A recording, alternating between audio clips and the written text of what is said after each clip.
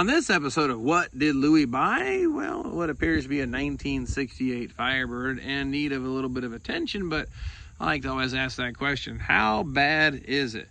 Let's find out. And what you see here behind me is 1968 Firebird. Louie acquired it from, I guess you call it the YouTube connection. Friendly connection here we make with all of our fellow Firebird builders and sharing information. Well, he stumbled upon this gem, jewel, or whatever you want to call it. I think it's fantastic, but you may have a different opinion once I give you the once over, but I'm telling you, he bought this thing pretty right for what he got. So let's dig into it here. Now what you see here is, like I said, 1968 Firebird. This was originally like a light metallic blue, and somehow it turned to teal and then rust and holy and everything else. But it started its life as a 6-cylinder car. And even here, this is the original hood, which would have had the 4.1 liter badge or mounted to the hood. But the hood's in really nice shape for considering what it is. It's not actually dented or any rust holes. Even the inside frame looks really nice. So I guess we'll start here in the power barn in the front of the car. Where's the engine at, you say? Well, the 6-cylinder's long gone. When he went to get the car, the guy had just recently removed a 400, so someone's already adapted it to the V8 engine mount, so that's an added bonus. You can make this thing a whole lot gooder quicker because of that there. Now, it is a power steering car, manual brakes, no AC, so no frills that way. But as for the front, firewall, if you look here carefully, we got a little surface rust, but it's not blistering in there, so I don't think we have any major damage there. So that's an added bonus. So I like seeing that. Transmission tunnel looks equally as nice, looks good. Now we'll get to the inside. The floorboards, well, that's a whole nother story.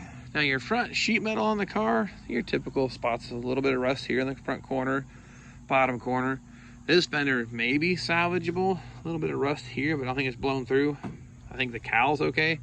Checking all that rust in the windshield. Something bad is going on here, so it's probably going to need a dash panel. Roof, on the other hand, looking okay up here in the front. Got a little bit of rust going in the corner, so nothing that I wouldn't consider out of the ordinary for what it is. And that's the passenger side. Now we get over to the driver's side. Well, I can't say I've ever seen a fender rust quite this bad, but this thing is gone, the whole front corner here. So actually, I won't push on too hard because I'll put a hole in it. And I guess there's a little hole in the cowling, so yeah, probably cowling, front fender, hood's good, fender's good. Now the driver's side roof, not too bad. Let's take a peek inside. Now this is where the fun begins. We got Flintstone power, of course. Now this is your emergency braking system. Throw your feet to the floor, stop that dude right quick. But the floors make it look intimidating and scary, but follow me here.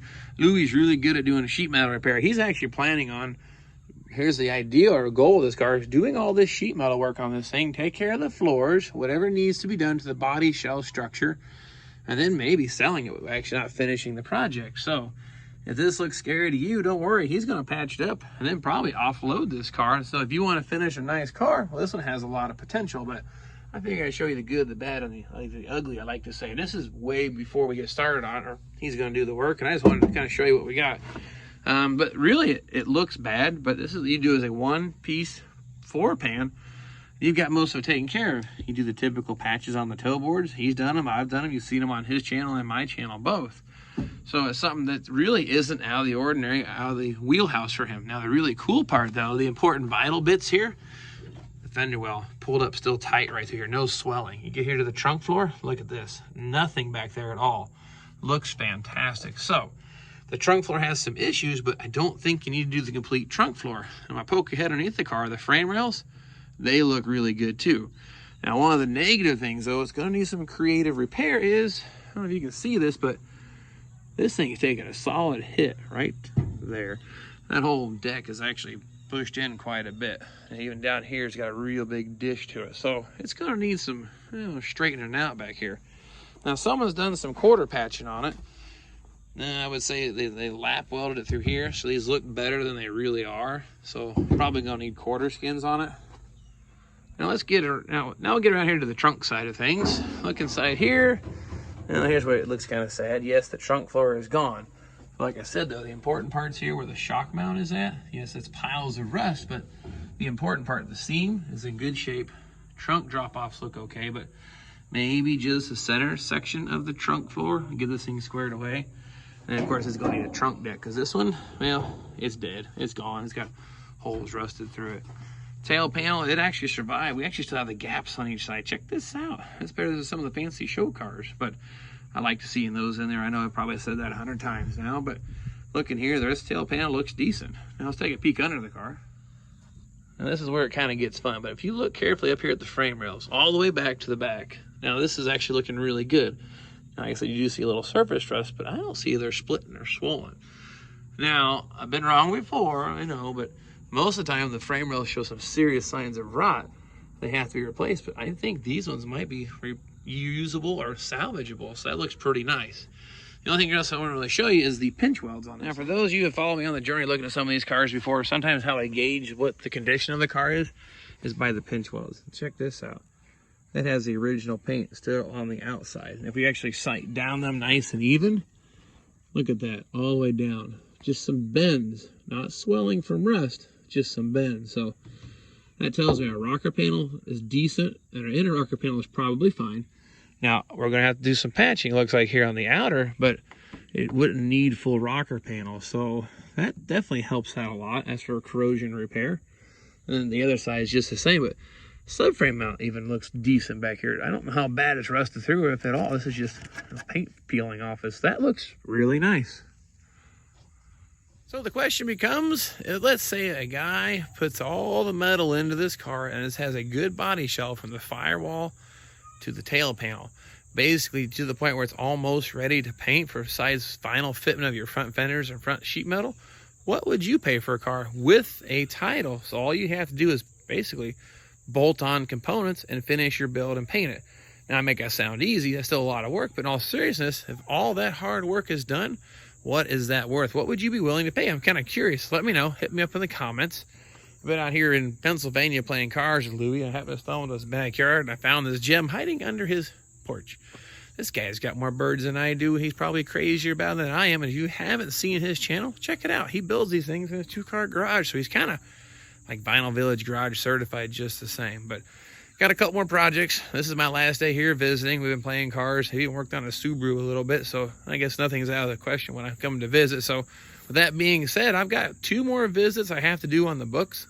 A couple floor pans for a guy named Dave. Hoping to get those in soon. Probably going to be first of next year, but I like to continue doing these traveling jobs and checking out what you got hiding in your yard. And if you'd like to do some videos on it, I'd love to share people the stories with how you got them, what you've done, and what your plans are. So now you see this here blue thing on the old cherry pick 'em up or doohicker. I can't do it like you do. Do Jim Thatcher. Now this daggum gearbox here, the little gear mixer thing on the back. Morning, Princess. Hey, there's Louie. Got the engine in, transmission. We fabricated a whole cross member yesterday afternoon. It come out really nice. And then today we're working on his first love, 1967 Firebird. It's got some kind of weird noise over here. So we're going to dig into that so we can go for a test drive, have some fun. But you grab the wheel and turn it side to side. It just bangs all over the place. So we're going to find out what that is. So that's what we're up to today. And next time, you better be here. Anyway, that's going to wrap us up. Those two... I'll probably just leave that in the video. Anyway, that's going to wrap us up here. I tripped to Pennsylvania to hang out with my buddy Louis Leon, hanging out his garage, his first generation garage. Drove the Trans-American 600 miles, no problem. Got to play with his 1969 Firebird, 67 Firebird, Dr. Firebird work. Did some things working on those, had a lot of fun. Dropped an engine in his car with transmission and made a custom cross member for a 204R conversion. That was kind of an interesting situation. Now I know what it takes to do those. I've never done one, so learned a lot, had a good time, and got to hang out with a really good buddy and talk to him in person. We talked on the phone, visit through YouTube, but hanging out with him at his place, pretty cool and awesome. So again, I got a couple more traveling jobs I got to knock out. Got a couple floor pans to do.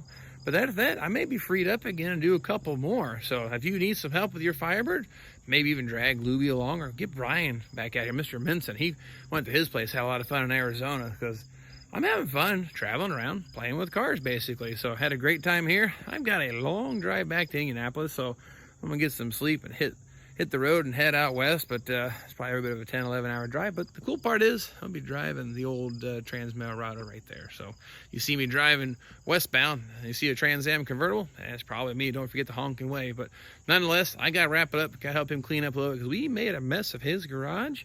And of course, I appreciate him having me as a host, great host, had a great time, fed me well. I think I might have gained a few pounds, but anyway, I'm rambling, just had a good time. I want to tell everybody what we did. Appreciate you following me on these journeys, and hopefully maybe someday soon, maybe helping you with your ride. nonetheless, been a good birthday for me. Hope you guys enjoyed what you see here. And I said, save a few bucks if I can. But nonetheless, we'll just wrap it up this time around, put the cars away. You guys see you later, Louie, and we'll catch you guys next time.